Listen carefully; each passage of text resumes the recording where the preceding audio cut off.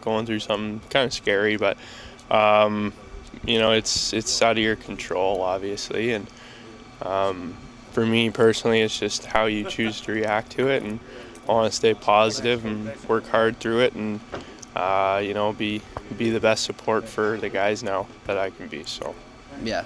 Coach was saying you're pretty lucky the way that it went, as far as it could have been a lot worse. Do you kind of feel that way at the moment? Well, yeah, and especially in the first hour or so that it did happen, and there was a lot of blood.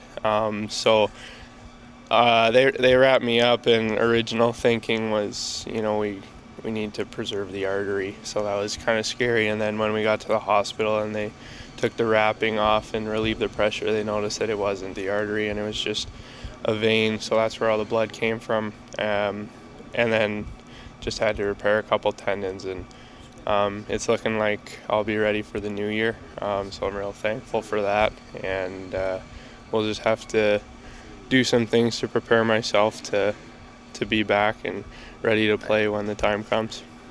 Can you put really words like what you were feeling in that hour there, from when it happens to the point where you realize, okay, it's going to be hopefully okay? Well, I stayed real calm through it all. I never went into shock. I never really panicked on the ice. I think the guys, a couple of the guys that were helping me off the ice, they could hear me saying a little prayer for myself just through it all. And then down in the Zamboni entrance and such, I wasn't in a whole lot of pain. So I'm thankful for that. And I think the only thing, if I could do it over again, was force them to put me by the glass so I could have watched the last part of the game waiting for the ambulance to come, but they weren't having any of that. So I guess they had to insult the injury. You got a penalty on the play. Yeah. I haven't seen the play. I do know that obviously it was a neutral zone turnover, and I was trying to get back and preventing them from get to the net. But as far as I think it was a holding penalty, correct? Yeah. And so I'm not sure how the play, if I did get my left arm around him to hold him or what happened, but that's pretty minor in the whole scheme of things. Was it a fluke injury?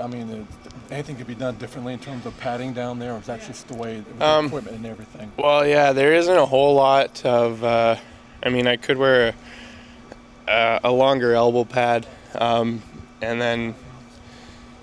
I'm not sure. I know that they have socks now, because there are some cases where ankles have been cut, and even Matt Johnson last year with his skate. But for the most part, it is just kind of freak accident, and it comes with the territory.